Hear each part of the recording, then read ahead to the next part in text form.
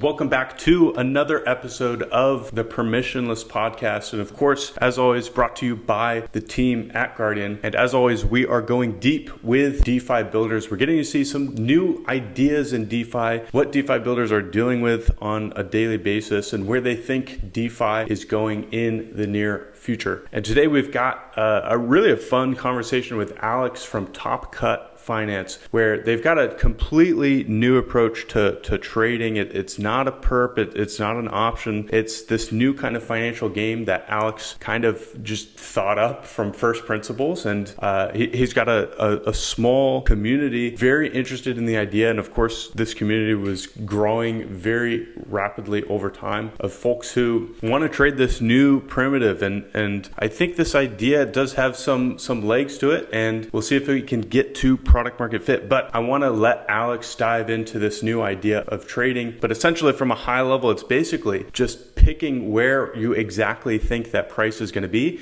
And if you are in some of the top 9% of traders who are able to pick the most accurate price, then you get 10x the rewards. So we'll let Alex go much deeper on this idea and how he sort of came up with this from first principles. And we'll get into all of that in just a second. But of course, before we dive deeper with Alex, my name is Owen. And almost 4 years ago at this point, I co-founded Guardian, and we set out on the premise that at one point, the entire global financial system is going to be able to come on chain, and we're going to have billions and billions and even trillions of dollars sitting in DeFi, and that we would need a level of security standard that was a stepwise higher than we had available at the time. And today, I'm happy to say that at Guardian, we have achieved the standard necessary for some of the largest institutions with the biggest distribution networks and some of the largest DeFi companies with some of the highest TVLs to be able to ship confidently and consistently without putting funds at risks or paying out large bug bounties or anything like this. We use multiple auditing teams. We use some of the most advanced fuzzing techniques in the industry, and we use some of the best security researchers in the world to solve this problem and give a level of assurance that's so powerful that we're able to put up our own funds as a bounty on the contracts after our review. And so really at this point, it's just a matter of time for DeFi to catch up. But of course, now with that out of the way, let us dive into this discussion with Alex from TopCut.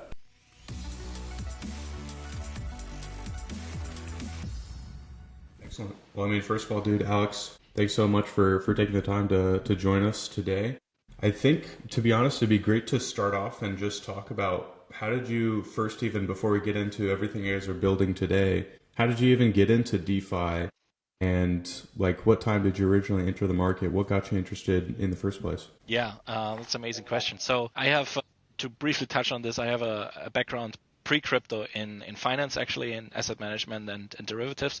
So I'm coming from the finance world. That's why I'm particularly interested in DeFi. And so in 2017, I heard about Bitcoin through a friend. And so that was like the moment where I got orange pilled, so to say, right? Yeah. I really did some research. Like, I didn't touch Bitcoin itself for a month. I just immersed myself in research. And back then, it was also different, not like today where there's so much noise.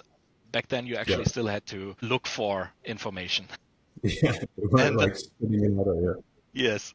So that was a very interesting time, and coming from finance, I immediately understood the value in a currency that is not subject to arbitrary monetary policy like fiat money is, and that is by definition global and international, without borders or controls. So I thought that was a very powerful idea back then. And then soon after I got orange pilled, I heard about Ethereum and therefore about smart contracts. And that was for me like the moment where I said, holy moly, this is, let's keep it family friendly here. This is not just money, this is finance as a whole. Yeah. Because with smart contracts, you can do any arbitrary logic and handle tokens which are an expression of value. And therefore you can create a better financial system.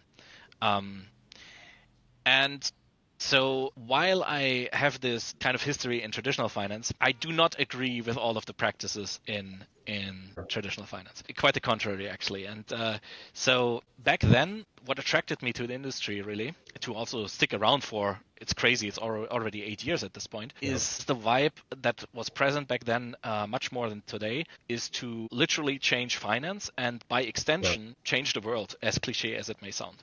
right? Yeah. Because if you change money and the power structures that have to do with money, you literally change society and how the world works. So I found this an extremely powerful idea, and stuck around until I basically started to join other crypto projects in 2021, DeFi projects, as a contributor, and then from there on things evolved in different ways. Yeah, let's just suffice to say.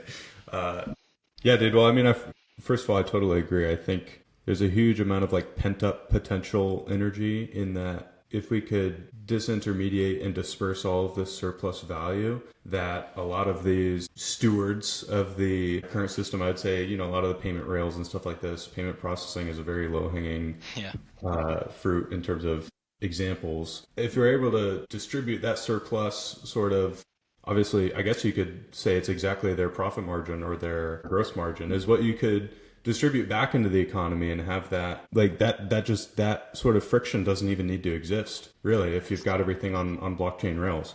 So I think, I completely agree. I think ultimately for the betterment of the economy in general and the velocity of money in general. Yeah, I think that was the ideal. I think like you said something interesting there where it was like, initially we were very much like, that was very much gung-ho, that was the message. And now today it's kind of shifted to, I don't know, a good part of the narrative is like, hey, how do we just build this into the existing system? So I don't know, maybe if you have any more thoughts on that, like, why do you think that shift has happened? Do you think it's just a maturation of the space? Like, what is the root cause for that? Yeah, that's a really interesting question. I think one factor is that basically everyone ignored is that the people who joined early in 2017 and even earlier than that, they were the early adopters, they were the explorers, they were like the fringe minority of society at the end of the day. Now, over the cycles, we become more and more mainstream in the industry, and therefore we attract more and more of this literal mid-curve mindset also.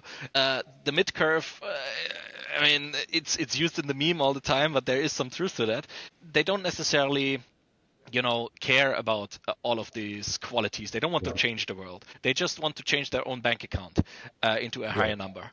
And so that's, I think, a huge influence that just comes with natural adoption. So let's see where this is going. But I have one hope, maybe on a more optimistic note. This may be a little bit controversial, but let's have the spicy takes in the beginning. I think fundamentally crypto is so successful and will continue to be successful in its force to decentralization because the user group that benefits the most are actually the top 1% or the top 0.1% in society, like the people who are really rich. Because for Joe Schmo, it doesn't really matter if the bank has control over his bank account because Joe Schmo owns like, I don't know, $5,000 to his net worth, and that's it. So they don't really need to care. So it's really about people who want to build something that requires trust, like absolute trust, that you can, for example, achieve with immutable smart contracts on a decentralized network like Ethereum, or the hyper rich who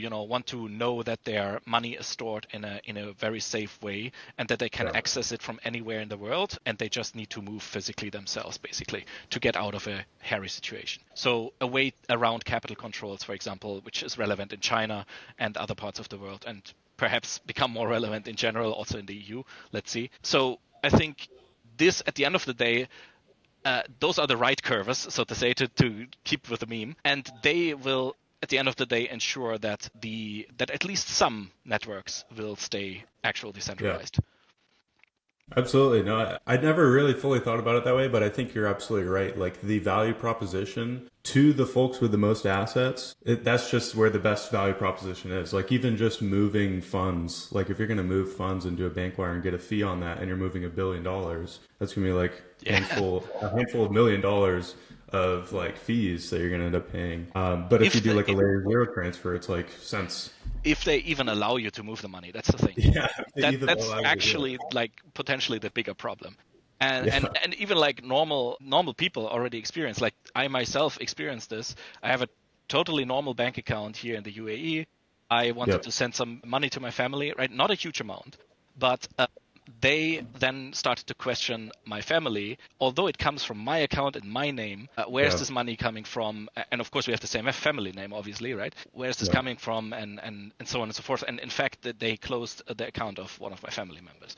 So, it's ridiculous in what type of world we live in terms of how controlled finance is and how repressive it really is. Yeah, you really cannot be fundamentally free if somebody is controlling your assets, if somebody is controlling your inflow of assets, anything along that pipeline. Because, I mean, in today's world, like, let's be honest, like, you need to have access to a bank account. You need to be able to have, like, sovereignty over your own assets. Yes.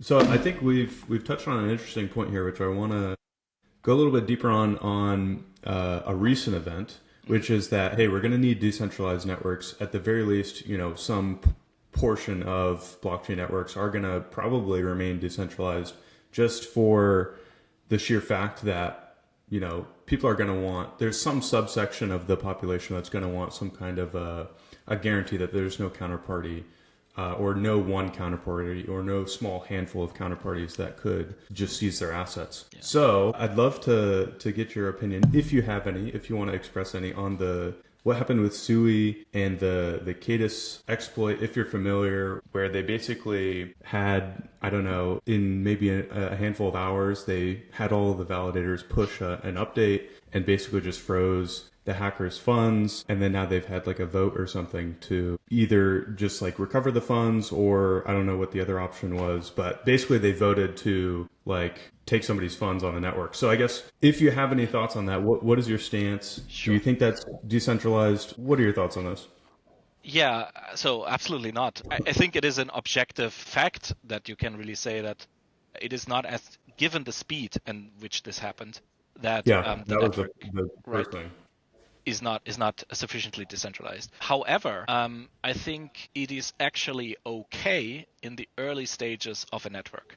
Like think back to the DAO hack in Ethereum, right, which led to the hard fork, Ethereum Classic, and Ethereum, which we have now, where they essentially did the same thing. And I think in the early stages of a network, that degree of centralization and the degree of insecurity about censorship resistance at the end of the day is acceptable. Yeah. But as you mature and as you accrue billions and tens of billions and eventually trillions of dollars of assets on your network, that is not acceptable anymore. That's why I also personally think that there is, like, Ethereum has gotten its act together in terms of communication recently.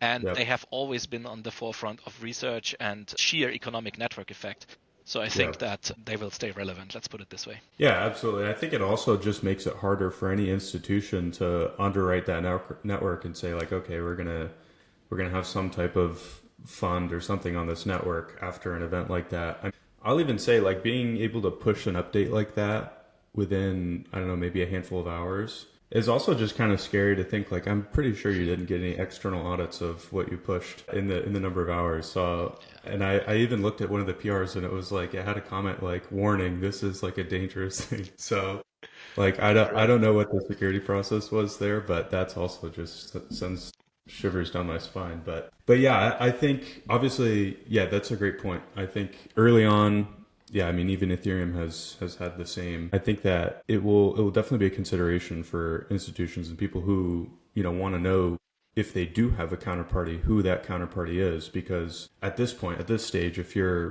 putting a large amount of funds on Sui, it seems like for now, your counterparty is the foundation. And maybe if a handful of the nodes want to collaborate, that would be possible as well. Yeah, so just an interesting recent event, and I think it has been a point of controversy, but I think it's an important point to touch on because like it is like not all these networks are the same. Like there's now, I don't even know how many tens of thousands of networks that exist, and I think folks kind of just, it's another L2 or it's another L1. Not all of these networks are the same, and there is a reason why Ethereum has the lion's share of a lot of the DeFi TVL and a lot of the economic activity. And I think that network effect will start to become clear. I know ETH has not been performing well price-wise, but I think the network effect and the security guarantees there, people will start to realize like, hey, that's not exactly replicable very easily. I think that's a huge moat. And to be honest, that's part of the game. Yeah. Like, again, coming from a certain financial background, games are played in the way that is maximally beneficial, of course, for those who have the capital already. And they don't want to buy into a trend that is, momentum that is exploding. They want things to consolidate so that they can acquire a significant share for a reasonable price. And, so it's part of the game. And I think if you take the long view, then it's okay. Yeah, absolutely. Well, I guess following from that, I'm kind of interested to see, like, what are your thoughts on, ETH versus Solana versus maybe like Move, like adoption? Do you think that ETH wins out over the long term? Like, let's say 10, 15, 20 years down the line, does Solana topple ETH? And like, for what reason? Well, you could argue in some metrics it already toppled ETH, right? But the thing is, what are the relevant metrics? And I think for a layer 1 and even a layer 2, but specifically for a layer 1, the relevant metric is definitely TVL, because that tells you how much economic energy is basically stored in that network, and therefore by proxy how much trust you can have in the network. Yeah, there is a really, really significant capital network effect in general in finance, and that translates into DeFi and into crypto as a whole, like as a capital network. That's literally what crypto blockchains are. So I think it is very, very difficult for other smart contract platforms to topple ETH over the long run. And at the same time, that's also one of the reasons I think that Bitcoin experiences this extreme overperformance at the moment, because it has the largest capital network effect among all blockchains by far. And therefore, basically, it's like a black hole. The bigger the black hole is, the more it attracts. So that's kind of like how to think about it, I guess, or how I think about it. But unlike Bitcoin, Ethereum and its layer 2s are actually useful. I mean, this is actually kind of like sort of frustrating to see. So when I joined crypto or got interested in crypto in 2017, Bitcoin itself was about revolutionizing finance and money. And then somewhere along the way, maybe was it 2021 or 2022, somewhere there around, the narrative completely got shifted towards it's a digital store of value. And the reality is that a store of value is just one function of the three functions of money, right? You have store of value, medium of exchange, and unit of account. And so if you have a digital currency that is just a store of value, but it is never exchanged between parties because it is sitting in an ETF, then you lose the property that actually gives it the right to be a store of value in the long run. And so honestly, like, okay, maybe we don't talk about Bitcoin so much, but this is, I just observed that there has been a huge narrative shift, and which made me actually bearish long-term about Bitcoin. Not in the short term, obviously, right? But smart contract platforms like Ethereum have actual utility that they can provide, and they have the community and the researchers in the background actually that are interested in scaling that network also through the various means, right? And Bitcoin doesn't have that. So in my mind, Bitcoin can never be used as money, because even if, like, everyone in the US want to make one transaction on the Bitcoin network in the month, just to pay rent, for example, you would already exceed the capacity of the Bitcoin network. So it just doesn't work. It's just not money. And so I think that particularly Ethereum and the layer 2 ecosystem around it has a huge, perspective to cover these type of use cases. Absolutely. And I love the idea or the metaphor they made for like a black hole with the economic sort of gravity that a network gets. And I think, like you said, Bitcoin, it's just pure economic gravity. Like at that point, that's how it's growing. It's just relying on the fact that it has a $2 trillion market cap and everybody talks about it. To a lesser extent, but ETH also has that utility. And the utility to me is like, it's like an app store. Like that's the go-to market for ETH to be able to drag in more capital outside of the network effect. Of course, that will continue to compound and compound. But I think what we could see is the utility on top of that starts to compound it even faster, because you're building, you have, I don't even know how many, a couple tens of thousands of developers building on Ethereum in the EVM ecosystem.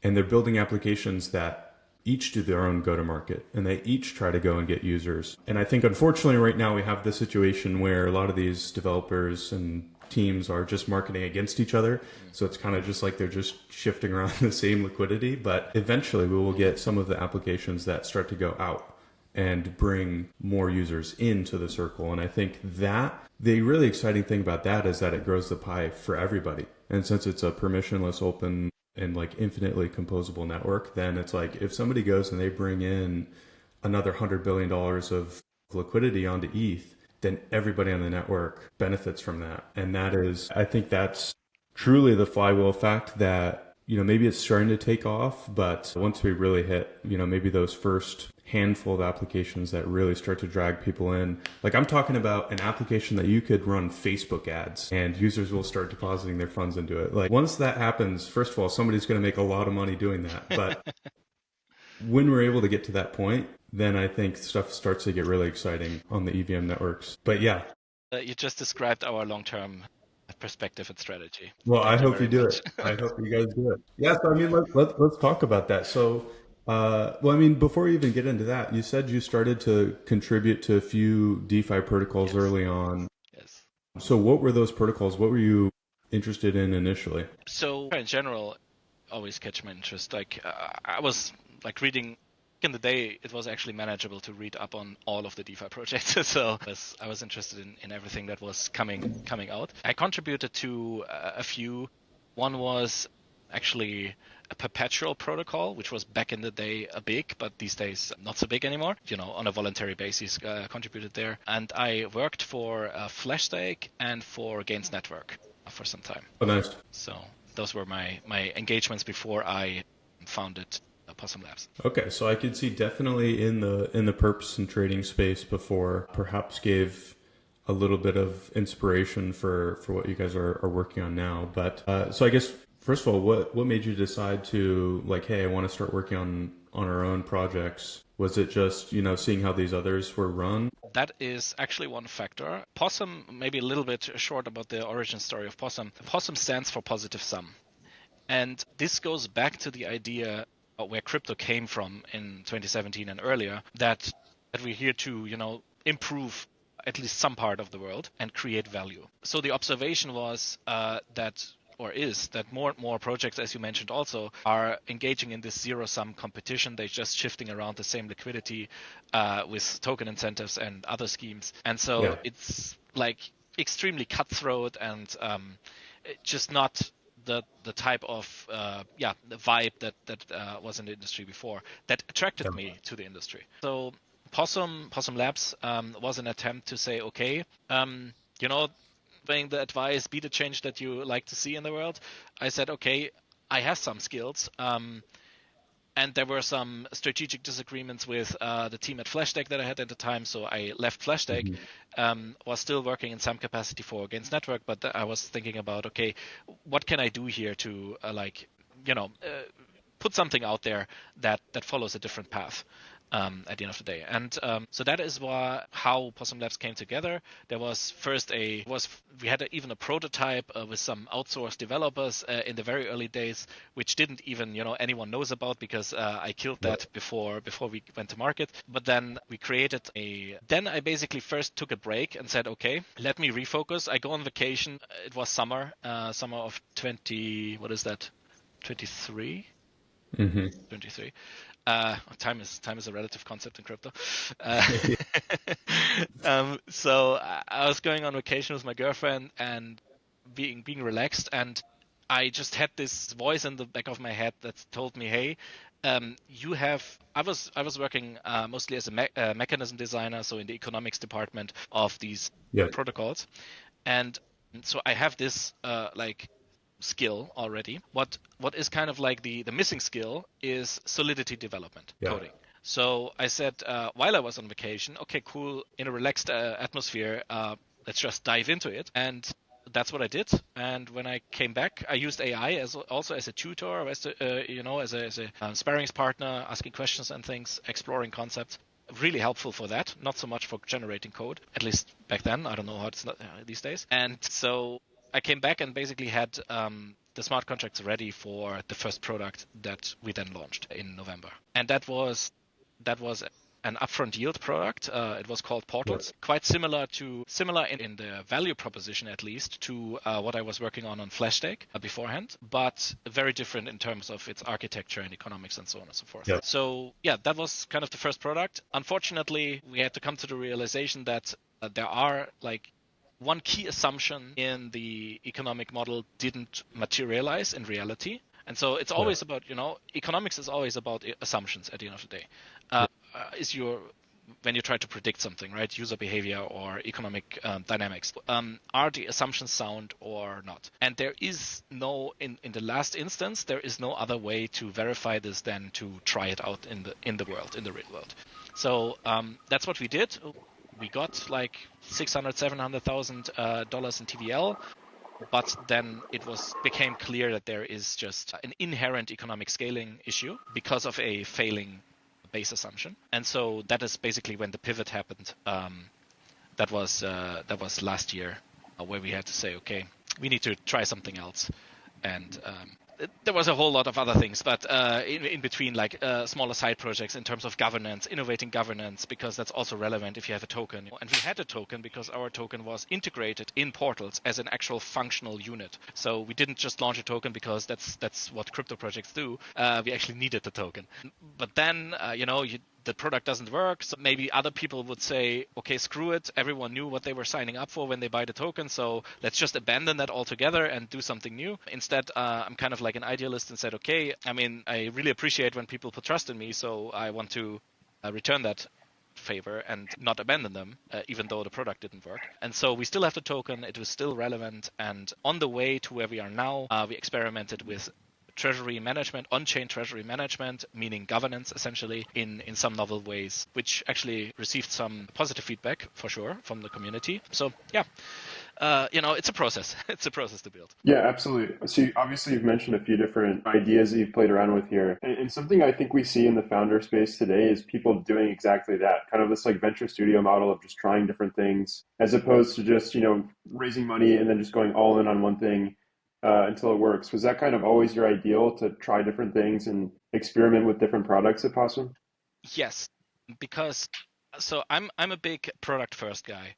I think that if your product, you can pump up everything if you have enough VC money in the background, you make enough marketing and maybe some price manipulation, which is not so uncommon in crypto. So all of that is possible, and it's done enough times that everyone knows about it. But I want to create a product that actually genuinely has value, and so I don't need huge amounts of money to do that. In crypto, you just literally, if I can code myself, which I learned, then the biggest expenses are basically gone because I'm covering all the expensive parts. So then it comes down to get the first couple users and see if you have product market fit. And if that is proven, then one way is to continue bootstrap it because a product that has product market fit will inevitably grow. Or the other way is to raise then a Series A or whatever, at a higher valuation, which is much more capital efficient as well, to then supercharge the growth. So I don't want this classical seed round VC dependent type of business model, but rather create something that people actually want to use. Yeah, I totally agree with the approach. I think more and more people are seeing that in the founding space nowadays, and I think it's healthy for business and startups overall. Yeah, so flashing forward to today, you're working on TopCut Finance now. Can you maybe TLDR what it is overall, and then maybe we can get under the hood of how it works? Yeah, absolutely.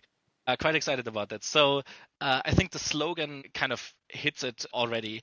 It says trading without the fine print, or trade without the fine print, which really encapsulates the essence of it. So what TopCut is all about is reducing the complexity of trading for the users to the absolute essence of what trading really is. And now, having enough experience in that area, that's kind of like how this idea came to me. And I have to add, like, this is not a process that, it's kind of like a process that just happened overnight, but at the same time, it's not. It's like some sort of, I always had this in the back of my head. There should be, like, crypto is all about trading at the end of the day in one way or another, like exchanging value and transferring value. There should be a better way of doing this than perps, dexes, for example, or options. All of these things are just transporting traditional finance on chain, but they are actually less efficient than in traditional finance. They have higher costs for the users, which is not great. And so instead of what you mentioned, basically taking a proven concept and making it, let's say, 10% more efficient and raising money for that, I want to take the freedom to say, how about rethinking the entire premise of what it could mean, right? And that is a freedom that you have if you don't necessarily have investors in your neck, right? So that is how TopCut, the idea of TopCut came to be. Over, at the end of the day, years of having something building in the back of my head, and then one day literally waking up and taking a shower and saying, that's actually an interesting idea, maybe we should just build this. So TopCut is about reducing complexity of trading to a simple price prediction. So what users do is they predict a price, let's say of Bitcoin, but it could be any cryptocurrency. It could also be an off-chain asset like the S&P 500, gold, the euro, US dollar, forex, etc. Anything that has a reliable price oracle like Chainlink, they make a price prediction on that asset for a given settlement date time. And then the best 9% of all predictions get 10 times their capital back. So they make a clean 10x. The others, obviously, they don't get anything back. They lost this round, right? But of course, you can participate in multiple rounds and over time, etc. So, and you can even cast multiple predictions, which is also a relevant factor. But the point is, you don't have to worry about funding fees. You don't have to worry about stop losses or liquidations or premiums if you trade options, and how to structure them and so on. Like, there is so much complexity, technical complexity in trading, that doesn't need to be there, because at the end of the day, the best traders are those who can most accurately forecast the next movement of the market in whatever time period they do. And that's the baseline of TopCut, right? Just make it simple and at the same time versatile, like flexible, useful. Yeah, it's a very like first principles approach to trading. Like take a step back, forget everything you know about perps and options. You predict price. You get money if you get the right price. Exactly. And I want to also differentiate this a little bit further. So trading, I think it is trading, but it is also important to note that this is not a financial instrument, right? Like a perp future, for example, because you're not trading an actual like financial asset. You're just making a price prediction. Yeah. At the same time, it is not gambling, because at least in my definition, gambling is an activity that has some odds that you cannot influence. But in trading, in fact, you can improve your skill at forecasting prices with technique, with experience, and so on. So it's not gambling either. It is actually trading, but it is not a financial instrument. It is just a new way of, trading, expressing your market view. That's a good way to put it. Yeah, it's kind of like, how do you see this in comparison to a normal like prediction market? I think the biggest difference is probably just that there's an asymmetric return where it's like either you're in the money and you get a 10x, or you're out of the money and you don't get anything. That is one thing, yes, but you could in theory replicate that on a prediction market. For example, if there is the probability is 10% that Bitcoin ends above a certain price, and it actually does that, then you 10x your money as well. But the difference is that prediction markets are incredibly efficient. So if the probability is priced at 10% in the prediction market, it is like the actual probability of that happening is very close to 10%. So there is like essentially no edge in participating in a prediction market. And that comes from the fact that, and that's a huge difference, that prediction markets can be traded up until the settlement of the market. So that means, to continue this example, you enter when the probability is 10%, but let's say 5 minutes before settlement, the probability is actually at 99.9% because it's basically sure that it will end this way. So you already made the money. You could sell at that point and don't even wait for settlement. You already made the money. The difference is in TopCut, you have what we call a trade duration, which is essentially a period where you cannot enter new predictions in that particular cohort until it is settled, right? So let's say we have a market with a trade duration of 1 day, 24 hours.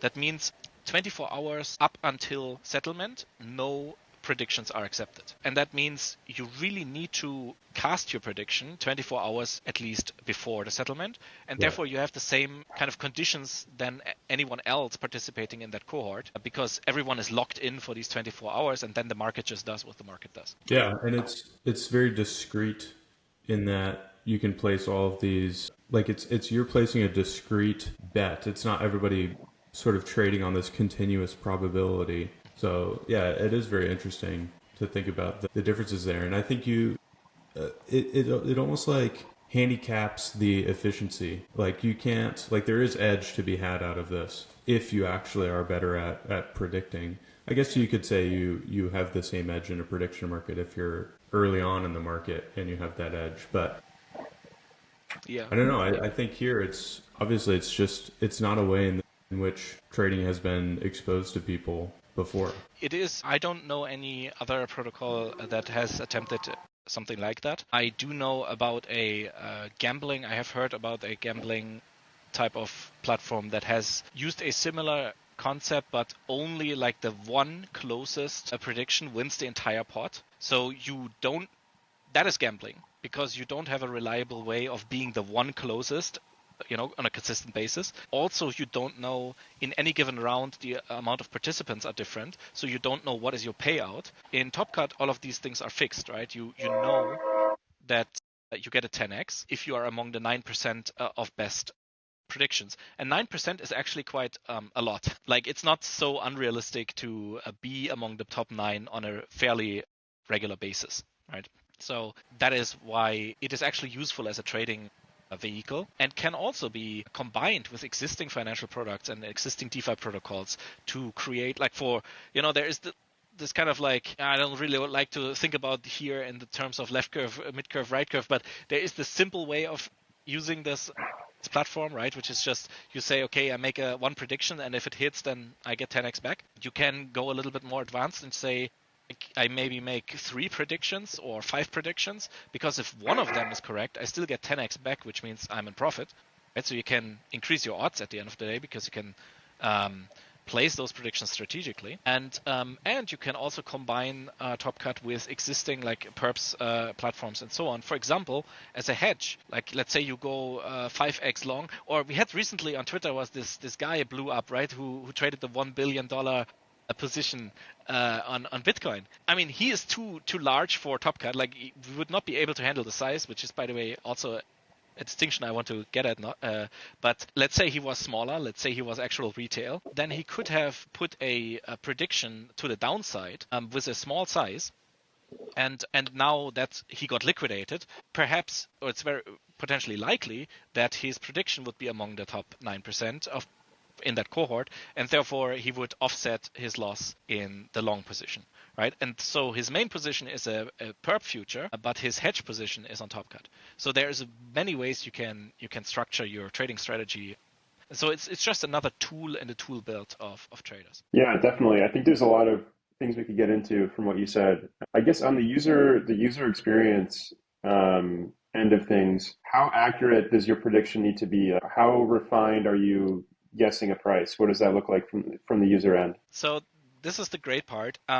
It just needs to be more accurate than other participants, other traders, right? Because there is no objective type of offset or threshold. It is really just the system basically takes in all of the predictions from all participants, and then it calculates on-chain in an immutable smart contract what are the top 9% in that cohort, and they automatically get assigned their 10x reward.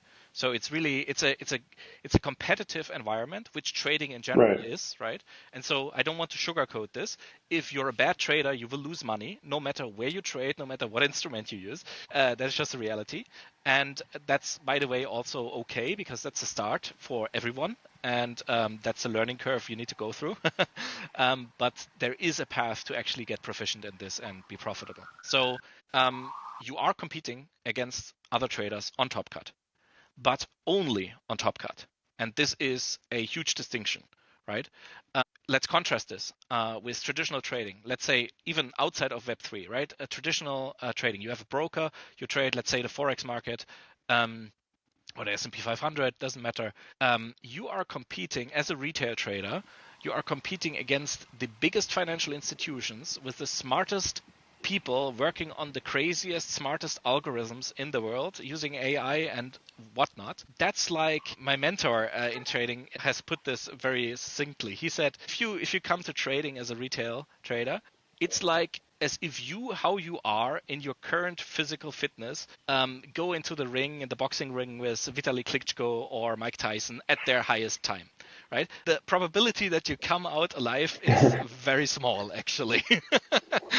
So that is the reality in trading, and that's one of the reasons why, especially short-term traders, are not profitable. Like more than 90% of people just lose money. And that is something that is different in TopCut because you only compete essentially against other retail people that are like you. Of course, there are quite advanced retail traders as well. I'm not going to lie, sure. But still, on average, we're talking average, right? The probability should be way higher that you're profitable on TopCut because you are competing against retail exclusively. And the reason why you are competing against retail exclusively is because we are we're standardizing the trade size. So there will, for example, be a market that settles on Bitcoin that settles every 24 hours that accepts trades for 0.01 Ether, like $25 or so, right? Only retail is interested in that type of trade size, even if you put multiple predictions. And then maybe we have another market that is 0.1 Ether, $270, $300. Who cares? Maybe we will even have a market at some point that will allow you to bet, if you want to call it that way, 1 Ether per trade. That is still nothing. Like, it is okay for retail, I would say. So our target customer group or target users, right, is retail traders with a bank size of, let's say, $500 to maybe at the very maximum $5 million. Okay, and that excludes essentially all financial institutions, but it covers like 99.9% of all retail traders. So that's kind of like the value proposition, or an additional under the hood value proposition of TopCut, that you compete against people that are like you. Right. So from a game theory perspective, it's PvP. There's no house that you need to beat. And I think you're touching on this at the end here, but you mentioned you wanted to get into how the liquidity depth works. Maybe you could touch on that. Yeah, sure. So in simple terms, traders bring the liquidity for the market that they compete in. So there is no liquidity issue by definition. There can only ever be liquidity issues if there are less than 11 traders in a given cohort. And not even traders, less than 11 predictions, right? And if, traders make multiple predictions on average, like essentially there are no liquidity problems for retail because they themselves provide the liquidity for the winners, essentially. Yeah, and I love about this, like the way that we've simplified trading from, all the instrument side of things. It also strips everything down and makes it very clear that it is a PvP thing. I think that in trading, it's so abstracted and you're just trading this ticker symbol and you've got all this stuff that it's like very unclear that you are in fact trading against everybody in the world who's also trading this asset. So I think it's also very cool how, once you strip everything away and you approach it from first principles, then it's very clear that, if I'm in the top 10% of traders, then I make it 10x, which is roughly equivalent to what happens today. And I would say it's probably top 1% of traders make 100x, but similar. It's actually much harder than that.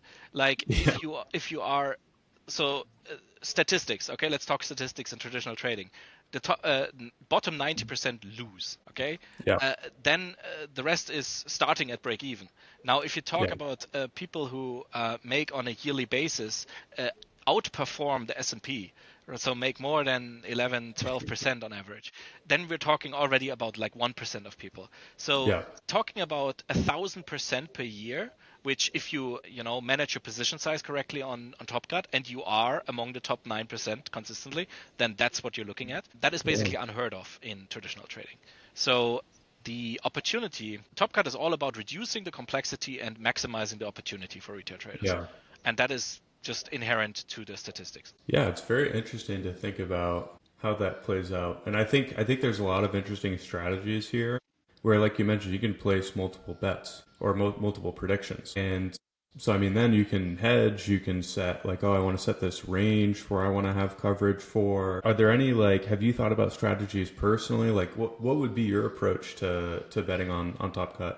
Yeah, sure. So actually, we're running a prediction game right now in our Discord, which basically takes the concept and just says, okay, we don't have the protocol yet. And of course, there's no risk for people because all you need to do is be part of our Discord to have Yeah. 3 predictions that you can make. And then, people can just place them however they want. You could place them all at one number, and so you can win 3 times if that is the closest number, or you Yeah. do ranges, etc. It's very interesting how people are using it, and I did some quantitative analysis of it, which I will post on X soon. Can forward it to you if you're interested. But Yeah. it's actually interesting to see how people are using it, and how I would use it in the wild is definitely. It depends on the situation, honestly. Like that's trading in a nutshell. It depends Yeah. on the situation. But there are interesting concepts. Like, for example, the most basic one is, which also many people actually do in the Discord right now. If you take 3 predictions, then you can make one to the upside, one to the downside, and one somewhere in the middle where you think the market maybe doesn't do much. Right? That is like the basic type of approach, I guess. But you could also refine this because, again, like if even just one of your predictions is among the winners, you get 10x back. So technically speaking, you could make 9 predictions, and if only one hits, you still are in profit. Yeah. And so there is some flexibility to express a strategy or shape a strategy very much to your personal conviction. So for example, let's say I would make 5 predictions. Maybe I would still take, let's say I'm bullish. I take one prediction to the downside just to basically hedge myself. Maybe one somewhere in the middle in case the market doesn't do anything. And then I take 3 to the upside at different locations, at different prices to cover a certain price range where I think it's very likely that the price ends up. And so the advantage is not only that it's more likely that one of my predictions is a winner, but also the possibility that potentially even 2 or even 3 of my predictions are winners in the same cohort, right? Because they're all placed to the upside. So there's a ton creative people can do with that system. Yeah. Yeah, and I can imagine folks are looking at like support levels and like placing them around there and stuff like that and doing all the classical TA, but applying it to this sort of paradigm.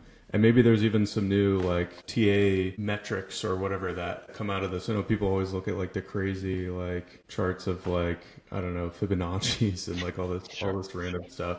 But yeah, so I think it definitely will be interesting to see that analysis and see how people are using it. I think it's also like, it's like you said, I like the analysis. Like, okay, it's very easy to be like, let's say you place 9 trades and only one of them has to hit for you to be in the money. I think it's very clear that now instead of having to be in the top 90% of traders to break even, now let's say it was top 10% of traders make 10x, you would just have to be in a 50% trader. And then if you place 10 and one of them hits, then you're break even. But with the 9%, I think, maybe it's like 60%. If you have a little bit of an edge, then you can be a break even or profitable trader. So I think it definitely flattens the curve in that sense and allows, it spreads the wealth in that sense. So I think first of all, it'll be interesting to see how this plays out. And I think there's a lot to peel back and think about here, like why fundamentally it is that now it's not so much of a winner take all game. It's kind of weird to say that when 9% are taking 10x, but that is much better than trading today. I think there's some really interesting factors at play fundamentally here. But yeah, so I mean, I'm interested to see that analysis. So I mean, definitely share it when you've put it out. But yeah, I think in terms of what you've been seeing from folks who are interested, is it existing traders who are maybe using perpdexes today that are coming in and they're interested? What's like the archetype of person who comes in? Yeah, sure. So they definitely need to be interested in active trading. Yeah. So there is a reason to that is inherent in the value proposition. So one concept that I mentioned somewhere in the beginning is implied leverage. So maybe let's dive into that for a moment, because that gives a good insight into for whom is this product really interesting. So let's say Bitcoin, okay, we try to trade Bitcoin. Traditional way with a perp future, what would need to be true to make a 10x with a perp future on your capital in 24 hours? So first of all, what is leverage? Right? Yeah. No, it's hard. You need to have very high leverage, because the average day, like the 24-hour movement of Bitcoin, not counting the VIX, but like open to close, is maybe, let's say, 2% to keep the math easy. That's roughly realistic. Yeah. So to make a 10x, which is 1,000%, you need to have a 500x leverage in a perp future to achieve a 10x in 24 hours. Right. So the probability you time your entry so perfectly that you don't get liquidated, that you don't get stopped out, is extremely low at this type of leverage, right? And that does not even consider the trading fees that you incur that further extracts away. So basically, that exponentially increases the actual leverage that you need for a clean 10x. Yeah, that's pretty crazy if you consider that. But let's keep the fees out. Just a pure price movement would require a 500x leverage on average for Bitcoin per day. So that means if now on TopCut you can make a 10x in a 24-hour period, that means that you actually trade an implied leverage of 500x, but you don't have liquidations, you don't have a stop loss, you don't have all funding fees, you don't have all of these complexities. That means your probability that you actually arrive in the top 9% is much higher than trading with 500x leverage on a perp future. Yeah, I would say that. I mean, it's not 1 in 10 people are going to be able to make that trade. Yeah, exactly. So, and that advantage, that implied leverage, is higher the shorter the trade duration is, the shorter the speculation window, right? For example, if you take a monthly like trade instead, then I don't have the number in my head, but maybe you need a 50x leverage on Bitcoin instead for 10x, right? And not a 500x leverage. So then the implied leverage, if we had a monthly market on TopCut, the implied leverage would only be 50x, which is still good if you can circumvent the liquidation risk and so on, as we have just recently seen on Twitter with this guy. But still, like, the value proposition basically goes down. That means the product is really for day traders and swing traders. So people who want to trade on a 24-hour basis or maybe on a weekly basis. We're considering to launch markets on a 7-day window right at the start. But we have to also see what is in demand at the end of the day, right? What do users want? Yeah. Also, there is a very big difference between predicting prices on a 24-hour basis versus predicting prices like 6 months out. I think, much harder to tell. Like within 24 hours, I'm pretty sure I know, plus or minus 2% of where we are here. That's really where we are, unless something wild happens. I think that would actually be interesting is like when we come up to some kind of an event, like Fed meeting or something like that, to see how the predictions are moving and what kind of strategies people are using. Yeah, it would also be just fascinating to see, like, because you probably see skews in the market, skews in the predictions, where everybody's predicting one side and everybody's predicting the other side. And what's cool about this is you don't need to have any funding between those to balance the sides, because there's no like counterparty, there's no exchange that's like would be taking the opposite side of that. So yeah, that's really interesting to think about. I think this will be studied for a long time. There's a lot of interesting, like, novel behaviors because you've sort of just removed this entire reliance on price trading in real time. It's just like, hey, put your tickets in and top 9% win. But yeah, so I mean, in terms of where you guys are at today, so obviously the product is not out yet, but when is the launch plan? What are you guys working on at this moment? How's that going? It's going great. The smart contracts are actually feature complete. I am in the last stage of testing, unit testing, and then of course into audits. So that goes quick. The front end is also almost complete. Like we're moving extremely fast on the technical side. What holds us back is, or let me put it differently, what I have learned from past launches is that the go-to-market, to organize that properly and to coordinate with people and to onboard partnerships and so on, that is quite important. And so I have a lot of talks with different ecosystems and different players in the market to make this a good launch and to have some awareness from day one. But from a technical point of view, we could launch in like 2 weeks. Yeah, and then I think that is a huge bottleneck when it comes to a lot of DeFi applications. Is like, just can you get the liquidity? And I can imagine for something new that's like it's totally new primitive, you're kind of like creating a new market, a new vertical for trading applications. What is that like? I can imagine the approach is a lot of education and a lot of like trying to explain the primitive. So I mean, like, what is your approach to this? How do you think you're gonna sort of bring this primitive into existence in the mindshare of DeFi? Yeah, I think that it needs to be a multifaceted strategy at the end of the day.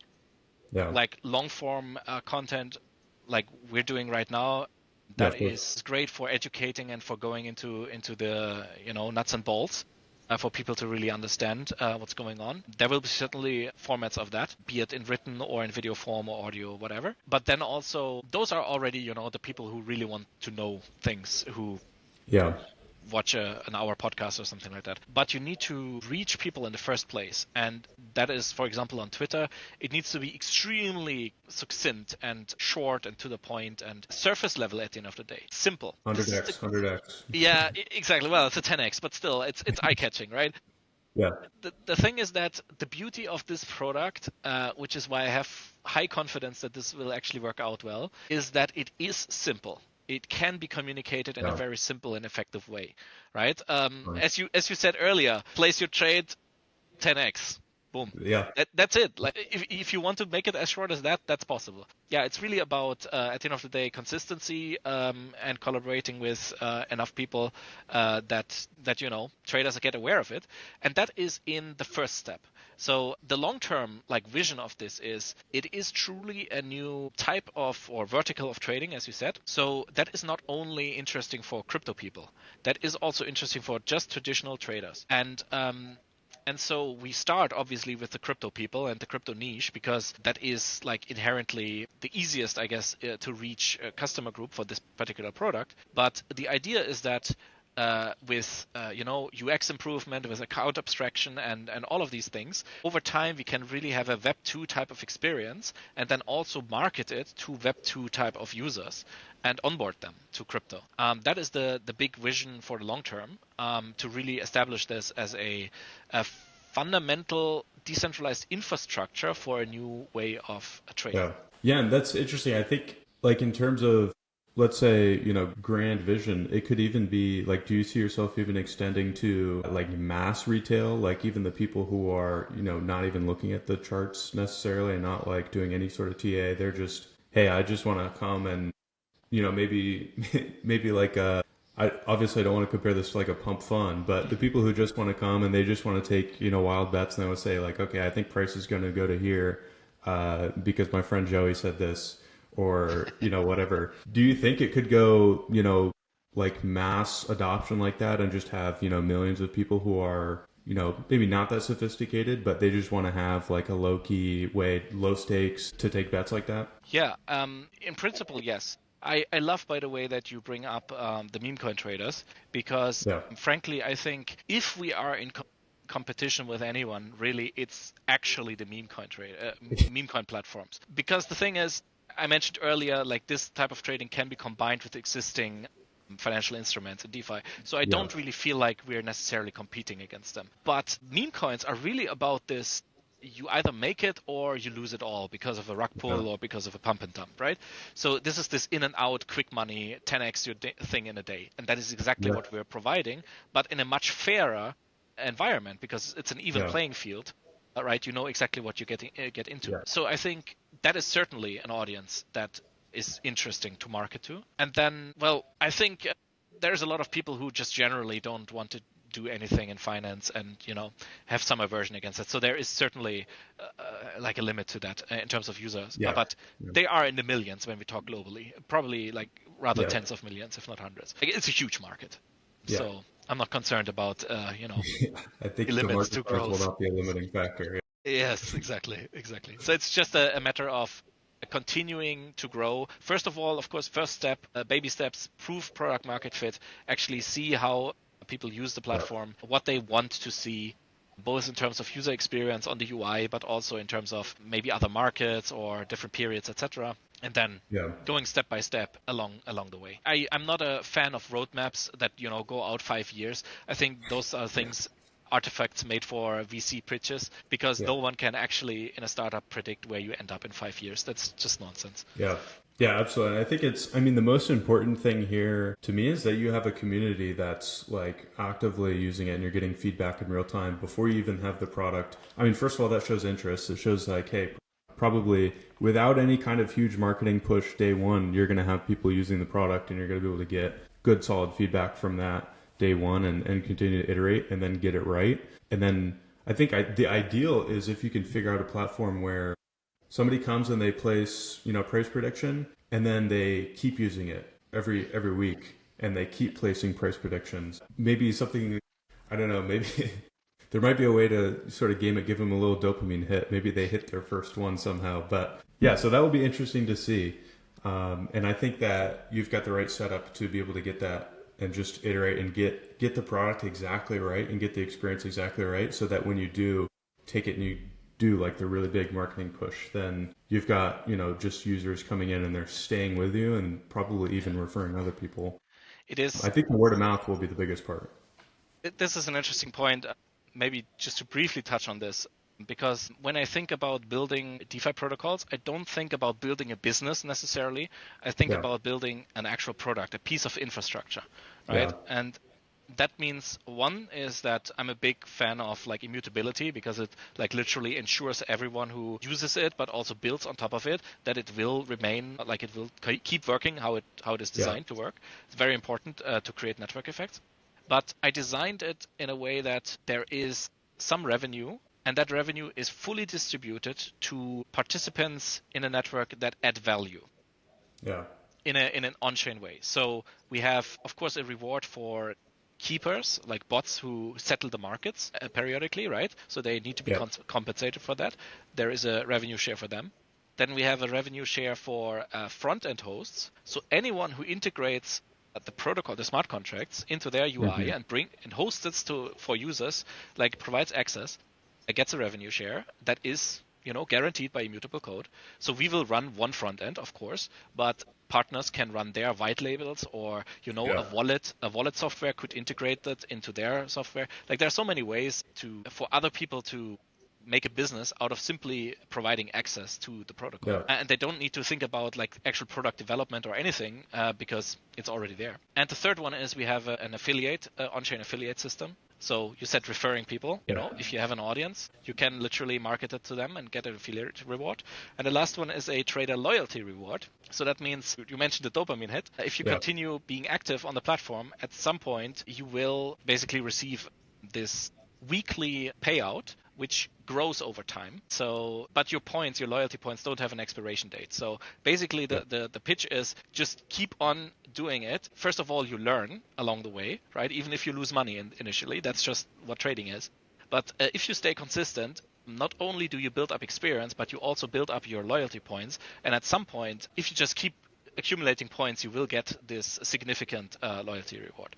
So that is user retention at the end of the day, right? So these incentives are inside the protocol to create an actual on-chain system that can grow beyond the capability of Possum Labs and our small team, and just, really is a piece of infrastructure and not necessarily a company. Yeah, I've always loved that fundamental approach about DeFi, which I think mainly it arises out of just the fact that the network is completely open and anybody can come and interact with it. But that kind of enables something that I don't think has really been, at least widely, able to be achieved in software, in business in general, which is that you can give arbitrary incentives for people to manage your protocol.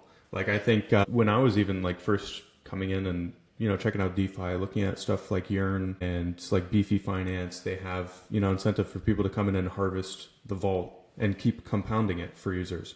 And it's a win-win for Beefy, the platform. It's a win-win for the people in the vault, and of course the harvester keeper gets, some incentive. So I think it's beautiful how you can just orchestrate all these different parties and have everybody gain. It's kind of like the perfect example of how economies work, which is that everybody provides value, they provide something of service, and they all create excess economic benefit for themselves. So yeah, I think it's beautiful that we're able to build this into protocols. I think that's the real power of DeFi. And it seems like you guys are leveraging that in a number of different ways. I mean, I think particularly if people are able to like just white label the contracts as infrastructure. And if, let's say they already maybe they have some kind of a Web3 business, maybe they have a protocol already, they could just add that on as another offering to their existing users. And, maybe if they're already a trading venue, they can just add another UI, and automatically you'll get traffic from that already, and they'll get a benefit. They'll be able to have something to cross sell in terms of an offer. Yeah, so I mean, something I've just always loved about DeFi fundamentally. But yeah, I mean, exciting, man. Are you able to share any initial like partnerships or any maybe cool networks that you're partnering with, or is that all under wraps? We should have set up the call for later if I could that. So it's too early for that. The talks are still ongoing. But what you just mentioned is exactly the type of talks that I'm currently having with several partners or potential partners. This co-integration into trading near type of projects and UIs. So yes, there is a lot coming. I unfortunately cannot share anything right now, but exciting, man. Exciting times, dude. Well, I mean, in terms of stuff that's in the pipeline, obviously launch, probably depending on, when the timing is right that you feel, and, maybe some of these conversations that you're having right now, but is there anything coming up that we should shout out and push folks towards? Sure. The prediction game that we're having right now, well, we closed it. The cutoff was on Wednesday, but that was just the first round. We will have multiple rounds. We will alternate with the conditions and the rules and get experience before we even launch the protocol and feedback. So yeah, definitely, like people can join our Discord, find us on X at TopCut Finance, just one word, or check out the website at topcut.finance. That is a perfect way to start, and join the community and give feedback. I really look for feedback from people, because at the end of the day, as a founder that is product oriented, that is the lifeblood of what you're doing. Absolutely. Well, of course, we'll have those links in the description below, and hopefully folks can make some 10x's in the Discord. But yeah, dude, I mean, I think we've pretty much covered everything A to Z about TopCut. I mean, super fascinating new primitive for DeFi, and I mean, I guess really finance in general. So interested to see how it plays out. And yeah, I mean, just at this point, really just looking forward to launch and seeing how folks end up using it. So yeah, dude, I mean, once again, thanks so much for taking the time to hop on and discuss with us. Thanks, Alex. Likewise. Yeah, it was a pleasure. Really, really great. Thank you so much.